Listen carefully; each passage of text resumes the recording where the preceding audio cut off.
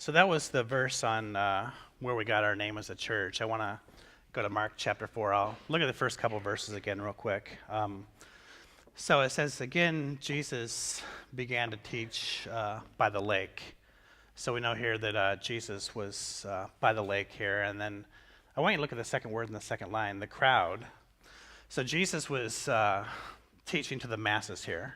It wasn't just the disciples. It wasn't the people who were loosely affiliated with him. The crowd was there. I mean, the people had heard about this guy. He had been doing some healing. He had been doing some crazy cool things. And people were really curious. They weren't followers at this point. And that's always been part of our vision. It hasn't been about, just us. It's been just us and everybody else. The people who are curious, the people who are overwhelmed, the people that don't have a church home. This is who we are. The crowd that gathered around him was so large that he got into a boat and sat in it out on the lake. So here, imagine, so Jesus is on a boat. There's too many people. All the people are gathered at the water's edge to listen to what he's going to say. So it said, while all the people were along the shore at the water's edge, now he taught them many things. So that's where we got our name from.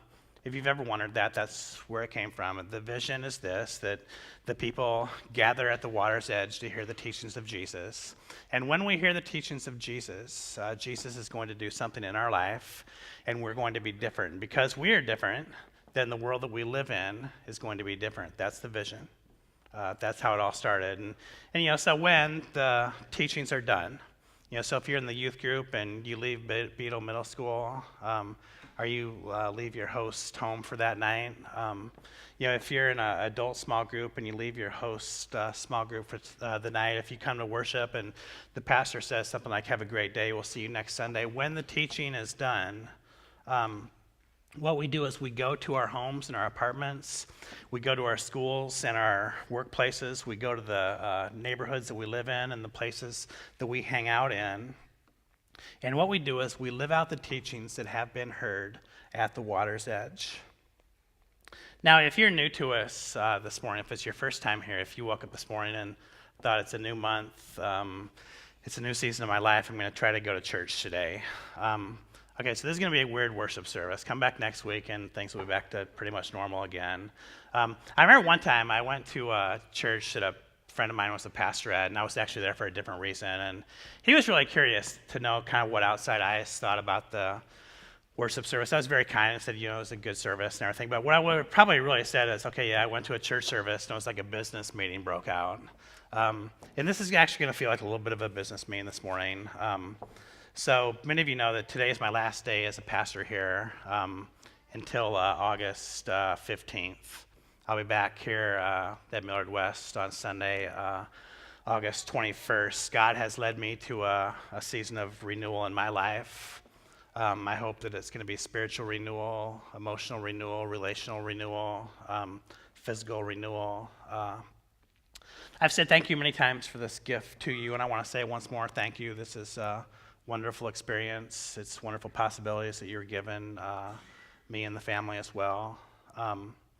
This next week will be an interesting week. I can't remember. I don't think this has ever. I don't know if this has ever happened before. But the four of us will go to church somewhere. It won't be here. We'll go to church somewhere, and it will be the first time that we've ever worshiped together as a family. With no responsibilities. I'm looking forward to that. And I want to thank you for, giving us that gift. The boys are going to be able to meet their family in Norway. They've never met them before. And the people overseas are excited to meet these two kids. And the two kids are excited to meet family as well. And I can't wait for that to happen. That will happen in late June and early July. Now, it's not a long vacation I'm taking. It's actually, some of it's rest.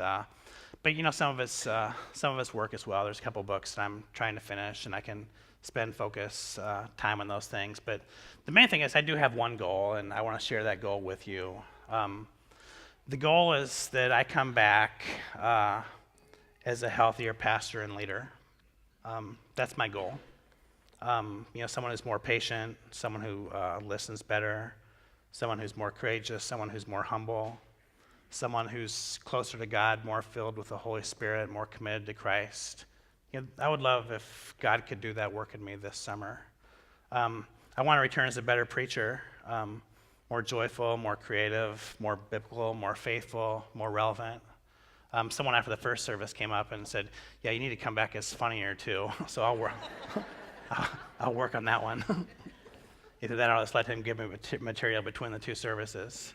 So this will be tough for us. I mean, you're our closest. If I would list my 10 closest friends, if Amber would list her 10 closest friends, your names would be on those lists. The same would be true for the boys as well. I think I would say as a pastor, the most important thing the church can do for the pastor is love the family. Now I have friends that would tell horror stories of how their spouses and how their kids are treated. If I could give you all a score from an A to an F, honestly and sincerely, I would give you an A+. You've loved the boys like they're your own. You've had no additional expectations of Amber, and I just want to thank you for that. Every week I pray the prayer at the end of the service. Your kingdom come, your will be done on earth as it is in heaven. And every time I pray that prayer, I think of y'all because you give us a glimpse of what heaven on earth is like. May it be done on earth as it is in heaven. And you guys do that. Y'all have showed me, you've showed us what it means to love. Now, this summer, the question I've been getting a lot from colleagues and people in the church, people in the community is, are you worried about the summer? Will attendance go down? Will giving go down? And, I'm not worried. So we got some, our staff and a few other people, I got like 6 people that are going to be given 14 messages, and they know what these are, they're preparing for them, they're going to do a great job, and that's not why I'm worried though. We have the best summer ever planned here. There's some really cool stuff, and just keep your eyes out for it. There's movies out in the land, there's parties after worship here, but that's not the reason why I'm not worried about the church. The reason I'm not worried about the church is because of what you see up on the screen.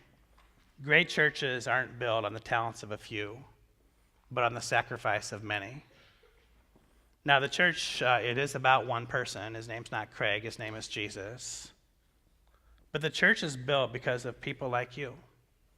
Your commitment, your sacrifice, your response to the love and the grace that God has given to you. That's how this works. The reason that the Water's Edge is where we are today is because of you, the sacrifice of many. Now, we have some goals this summer. We always set goals, and these goals are very achievable. I think these goals are good for everybody. These goals are going to help you grow. Goals are going to help the church grow. Goal number 1 has to do with inviting people. Now, I encounter people in our city every week who are underloved and underaccepted. I encounter people every week who are overwhelmed and overcommitted. In here, we know there is a God who loves us and accepts us. We know there's a God who gives us rest. We know there's a God who heals and forgives. So what we get to do is we get to do the same thing that Jesus did. We get to invite other people to follow him. Jesus, for much of his life, was saying to people, come and follow me, and that's what we get to do as well. Now, our goal is to have 75 first-time guests this summertime. And it's, usually I think naturally we'd probably be like at half that or so. So we have some work to do, but what I want us to do is invite people to experience the same good news that we experience. And I'll tell you this, like I go around and I ask people, how did you come? And it was because so-and-so invited me. And what you get to do is you get to be part of somebody's testimony. God is gonna use you as a blessing to bless somebody else. I just know it. The next one is the generosity challenge. Now, the summer is, usually a fairly dry time for churches. We do well in the spring, we do well in the fall. Usually the winter is pretty good too. The summertime, not so much. And y'all like, every time I get the report, I'm amazed at your generosity. This year we're ahead of last year at this time by 18%. I don't know of other churches that can say that. I know of no other churches that can say that during a capital campaign. You guys get this. Now we're taking steps that we need to take. When we move into a building, I'm going to talk about that in a little bit. All of a sudden our expenses are going to go up, and I don't want us to have to deal with that in 1 year. So we're taking a 2 or 3 year step to get to that place. But I think it'd be really cool if at the end of the summer we're all caught up, so we can use the fall to build on the future. Caught up in our budget giving, caught up in our capital campaign giving. We're ahead right now. I would love it if we could just stay ahead and go into the fall, running forward. Worshiping together will be the next one. Our goal is that more people will worship this summer than last summer, and I think that would be a testimony to our church when y'all pull that off. I think it says that, we're committed to each other, we're committed to God. We believe that anybody and everybody can learn something from anybody else. We're off to a head start. I mean, our worship attendance is up 8% over last year at this time, which is another just great testimony to what you're doing as far as inviting and coming and all that sort of stuff. So we're off to a head start, but I think that this summer can be our best summer ever. I really believe that. Serving, we have our We Serve Sunday, and mark your calendar now. It's August 7th. Our goal is to have more people participate in We Serve in 2016 than we did in 2015. I think it's the best Sunday of the year for the Water's Edge. We've already got a team in place. We are looking for a few more people if you're interested in serving on that team. But what we want to do is we want hundreds of us. I think last year was 400. This year it's going to be more. Can you imagine what it's going to look like when there's 500 of us out there loving Omaha into a relationship with Jesus Christ? I've said before, we must look like Jesus when we serve, and this is going to be a beautiful Sunday. Now, the last one is praying. So I had this vision a while back that what I'd love to see this summer is 100 of us out at the land praying sometime this summer. So what you'll do is you'll go to the garden. It's easy to find out there. It's the place with all the vegetables. The rest of us is grass. And there's a mailbox that's going to be by the garden if it's not there already. In there's going to be 12 things that you can pray for. So what I want you to do is pray 5 minutes for each of those 12 things. And this is God's going to do something big in you when you do this.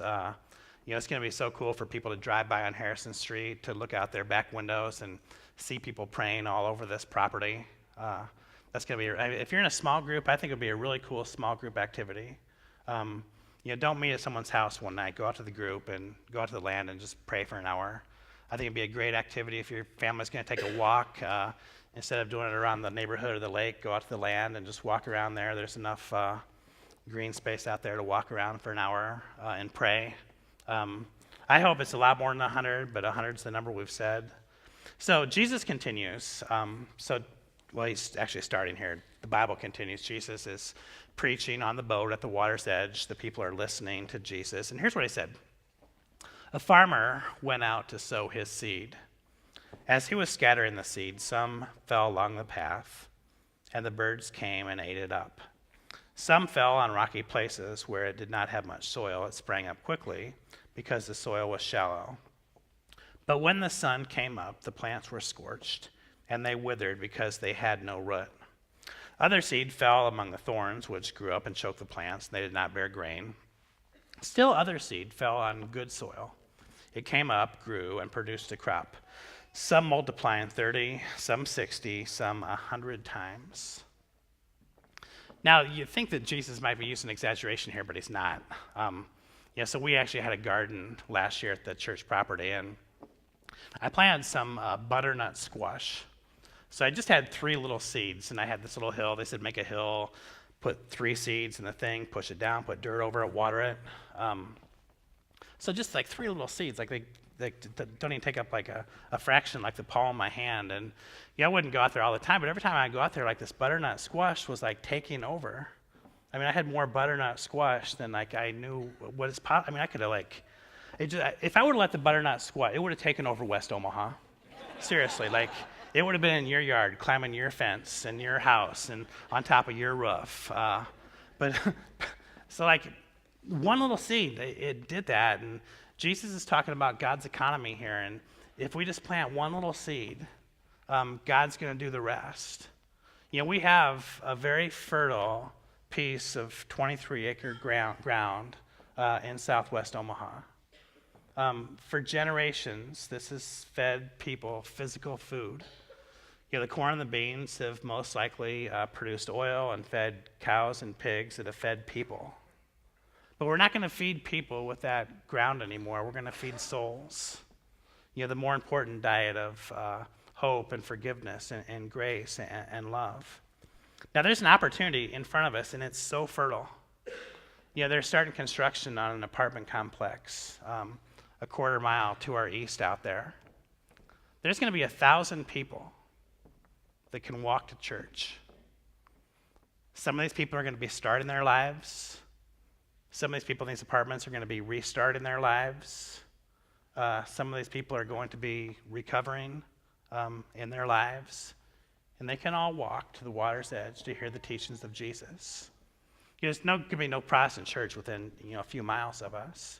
There's going to be no big Protestant church for many miles of us. This is fertile ground.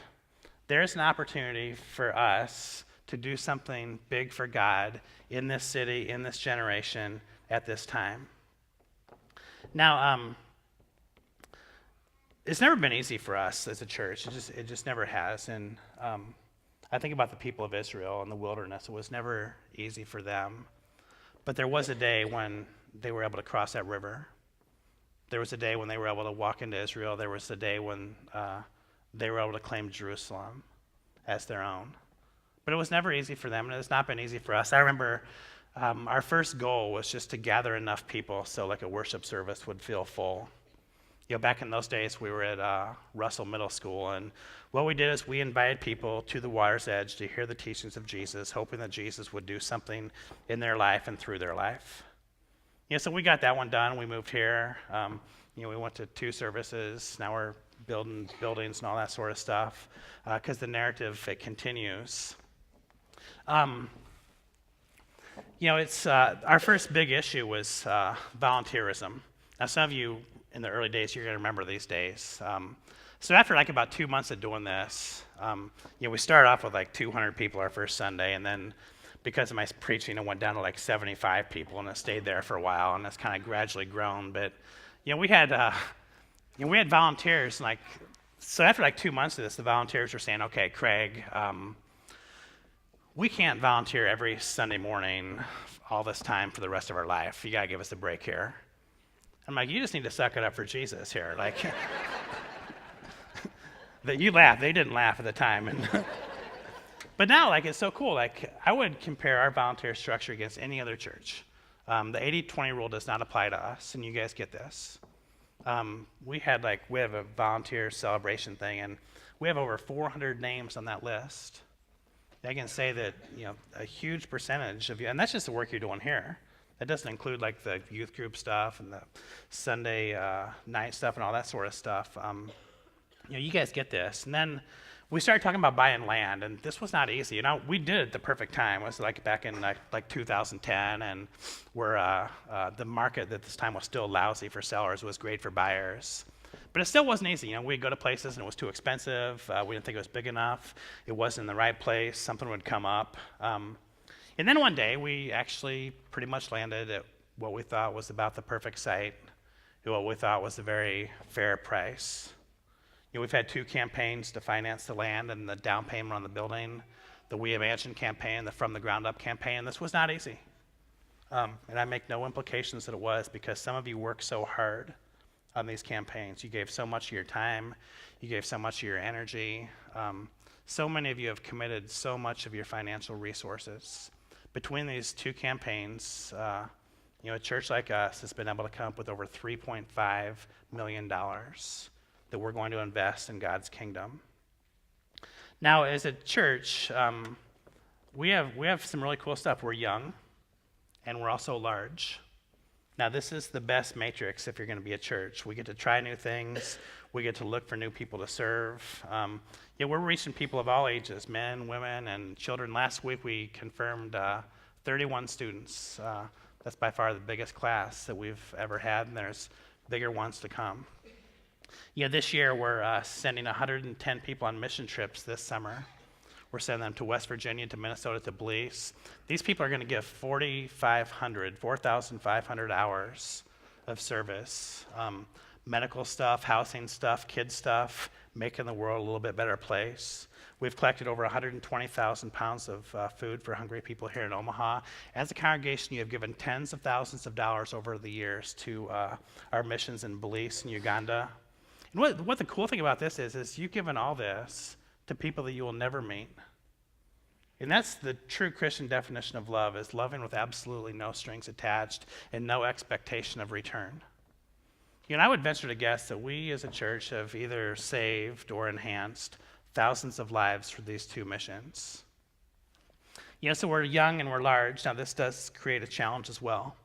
In the environment of expensive land, in the environment of government rules and regulations, in the environment of high construction cost, it becomes very challenging for us to build a facility that is both big enough for us and affordable for us.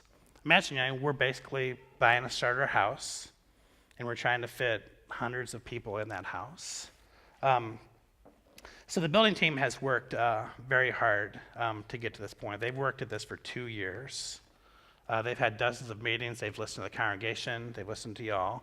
They've listened to God. We've listened to each other. They've visited churches all over the place.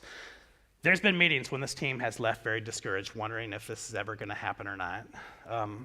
We've had some conversations that haven't always been easy. Sometimes the decisions that they have made have been very difficult. Now, the task that they have in front of them is a daunting one, creating a facility that's big enough for us and one that we can afford as well. Now, we knew it was possible in the early times that we weren't going to please everybody. So I'm going to show you like 10 pictures in a little bit, and you're probably going to like a lot of them, but some of you are going to think, okay, I'm kind of neutral on that one, or I'm not so sure about that one. Well, join the club because everyone else is going to feel that way too. Yeah, I remember like the first thing we asked is like, you know, do you want like contemporary or traditional? And it was like 40% to 60%. You know, we asked like, do you like the auditorium or do you like the commons area? It was like 50% on that one. You know, and so what we did is we looked for words, we looked for phrases that, you know, everybody wanted. And, you know, what we decided, we're not going to try to create a church that, you know, people made 10 years ago or 50 years ago. We're going to try to design a church that people are going to do like 10 years from now. You know, we want to be on the cutting edge, and we want to be faithful to our people. And here's what you said. You said you wanted natural light. You said you wanted natural materials. You said you wanted it to be warm. You wanted it to be kid-friendly. You wanted it to be inviting. You wanted it to be welcoming. You wanted it to be fun. So as you see this design, that's what you're going to see. That's what the team, that's what the architects came up with. Now, most of y'all last fall liked our schematic design. What you're going to see in a little bit is the next step. It's not the final construction documents, but it's the next step. It's called the schematic design. It goes from concept to scheme. So as I was listening to donors last fall, as our building team was listening to the congregation, we kept hearing two things. Number one is that the gathering area just was not quite big enough. It basically seemed like a pass-through hallway, and it did not give us a place where we could hang out. The other thing that we heard is there wasn't a big place for the kids to just gather and hang out and have fun. There was classrooms. They appreciated that. Y'all appreciated that. But, you know, we wanted a big area for the kids to hang out as well. Yeah, so I remember the building team, and we talked about our values. And we said community is one of our values. You know, we're here where people can develop friendships. We're here where we can get encouragement and support from one another. And we've always said that kids are our primary value. So we asked the architects to go back to the table and make a few changes. One of the things that they did is they made the gathering area quite a bit bigger. One of the things that they did is they bumped some classrooms out and they added this big group area for kids. So we have the same number of classrooms, but we have this large group space for kids now as well. And we believe that because of your feedback, that this, what I'm going to show you in a little bit, presents your values and your hopes and your interests better than the previous model. Now, I want you to know the purpose of our building is not to give the set up and tear down team a break. It's not to have the staff be able to, you know, set up all this stuff on Sundays. It's not so we can have, you know, nearly perfect audio visual type stuff. That would be expensive. And I would probably say if we're just doing it for those reasons, there's a lot better uses that God could use this money for. The reason we're going to have a building is because we really believe that people can grow closer to God. We believe it will be a space where we can worship better. I really believe that our Sunday morning experience is going to improve because of this space.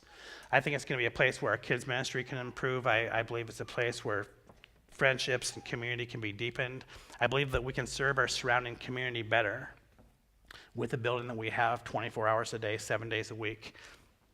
Many of you have been a stranger here at one time, and I pray and I hope that you felt welcomed. But this building is going to allow us to much better welcome new people in the future. It's going to allow us to embrace people in the recovery community. It's going to allow us to include many more people.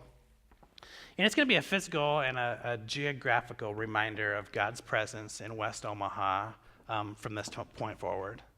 It's going to be really cool as people drive by on Highway 6, as they drive by on Harrison Street, that there's going to be a cross high enough in the air that everybody can see it, and they know that God is present at that place. Now, we are taking a leap of faith. We cannot accomplish this without God at our center. We are creating a legacy for our God, for our community, and for our children.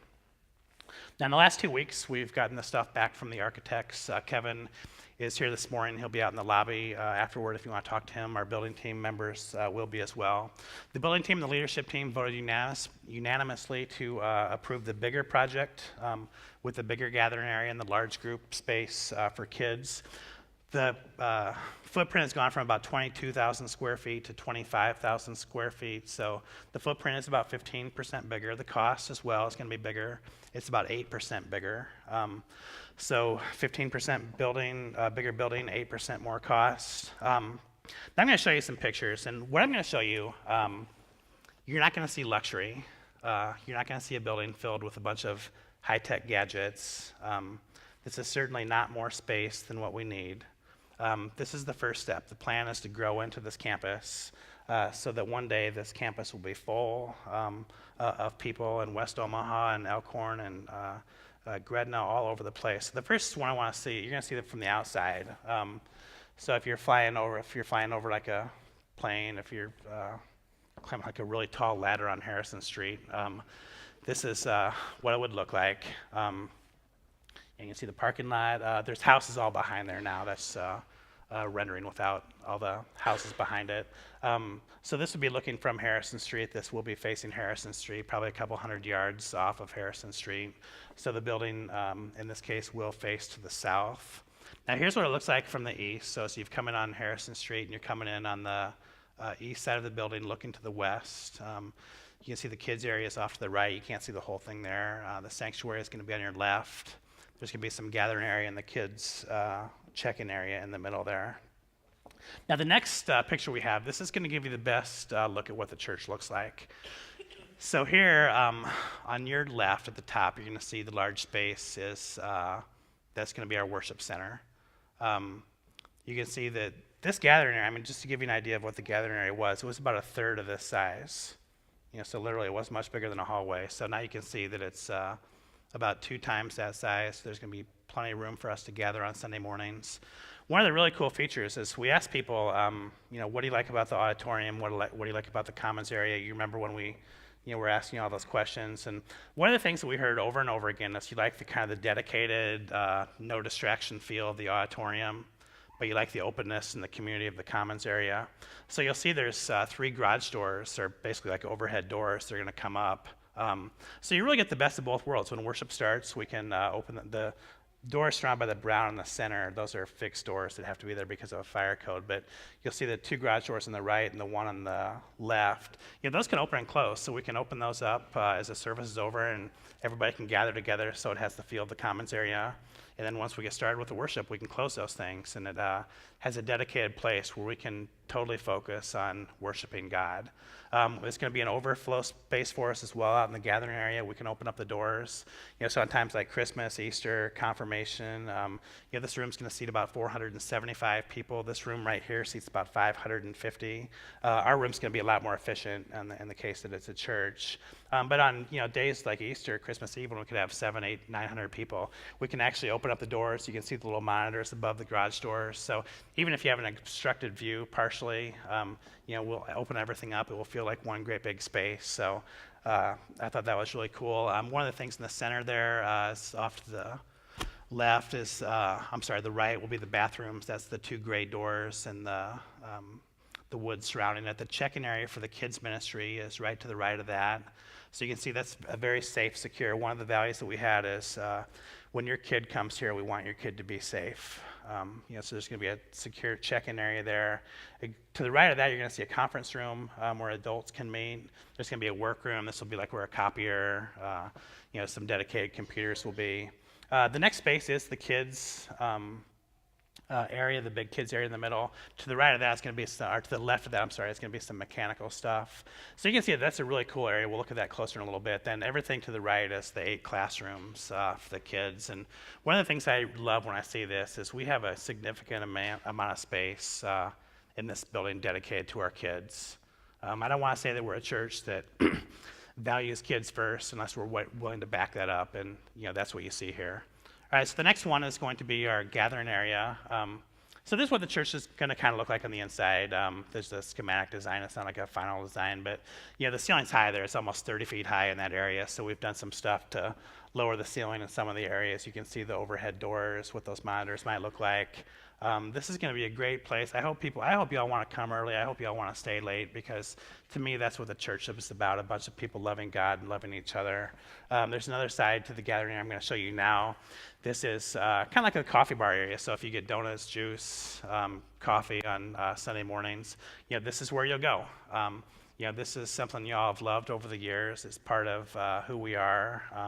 That's going to continue. You can just go straight into the sanctuary after that. There's tables to sit at. I think it's going to be a really fun place for people to hang out during the week. I don't believe the church is something that just happens on Sunday morning. I believe it happens every day, and I can see many people using this space. I want to take a look at the kids' check-in area. You can see there's the kind of a barn door thing that was going to close once it gets started. You have to go through there. We'll have people there, so it's a very safe place. You'll see the conference room on the right-hand side. One of the cool things about the kids area, and I want to really throw a shout out to Michelle Bonnywell and Chad Shookman, our age level ministry. They've kind of come up with this plan. The architects took it and ran with it. But what it is kind of an industrial, almost like a dock type setting. We looked at the theme of Water's Edge, and we're trying to figure out something that would work for like a 2-year-old and also for like a sophomore in high school. And we just hope that all of our kids are going to love this space. You're going to see the space on the inside now. This is what the big gathering area is going to look like. And this is a big space. It's about 2,000 square feet, 2,200 square feet. So if you've been to our office before, if you knock out all the bathrooms and all the doors, that's 1,500 square feet. So this is even quite a bit bigger than that. We'd probably fit a couple hundred people in there. So if we had overflow crowds, we could do that. We could also this would be, it'll be a cool area. And we can also if someone has a funeral, if they want to have like a small wedding reception there, we could make that happen in this space. It could also be an overflow space on Easter, Christmas as well. Here's the kids area from another view. You can see those are kind of like shipping containers on the walls. There's like dock posts. I think and you're just getting a glimpse of it here. This is going to be a really cool area for our kids. And I want our kids to walk into this area and say, wow. They get enough of the institutional stuff during the week. I want them to come to the Water's Edge and just have a place where they know they're loved and they know they can have fun. We have a couple, I'm going to show you one of this. The next one shows the classrooms back there. There's doing some really cool stuff on the floor, and they want to put some planks the kids can actually walk on, to get to they'll be level with the floor, but it will look like they're walking a plank when they're going back to the classroom. So you imagine the different classrooms will be themed, different for each age level, so that would be really cool. And here's the worship center. It was really tough for us to get a good picture of the worship center because it's so big. This is what it looks like from the back. You will probably knock out that screen in the middle and just have a bunch of fun, cool stuff in the middle. It's about the size of this room. If this room was flat, to give you an idea of just how big it would be, it's going to seat about 475 people. And here's what it's going to look like from the front. So I had that monitor up there, so I don't have to memorize my sermons anymore. I can just read them off a teleprompter. So I'll be like this from now on. I'm paying for it. It's $1,300, so it'll save me a lot of time. So that's really cool. But this is the stage, and as you look at this, I just hope this is a place where people can experience the holiest of holies.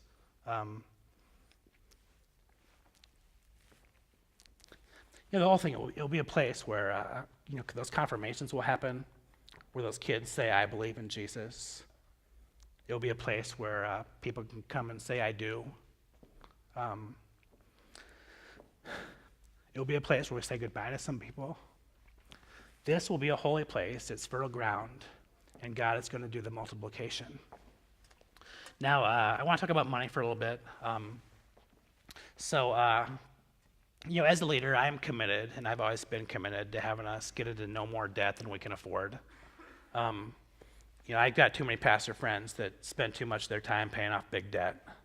To me, there's too many kids to invest in. There's too many marriages to strengthen. There's too many addictions to heal. There's too many hungry people to feed. There's too many aimless and hurting people who need to experience God's kingdom today and forever. I'm also surrounded by committed leaders who are adverse to debt as well. We are not going to go into more debt than we can afford. They're more interested in investing in God's plan and God's purposes. Now, the building has increased in size by 15%. The budget is going to increase probably by about 8% or so.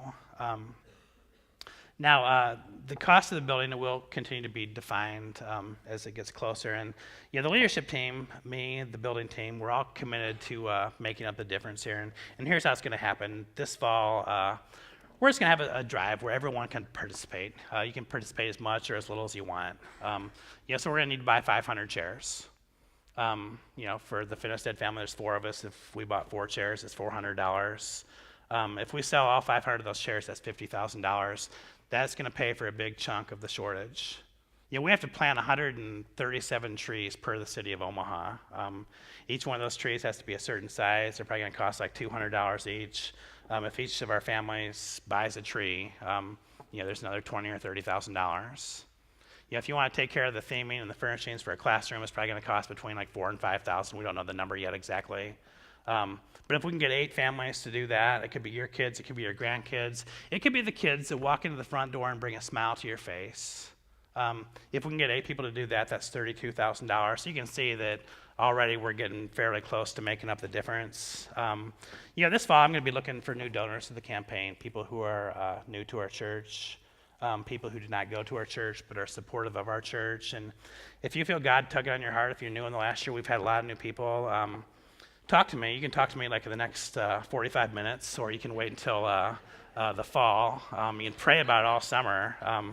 Now, I'd actually encourage you to do it now, because if you pray for it all summer, your number's going to be a lot bigger then than it is now, because that's the way God works.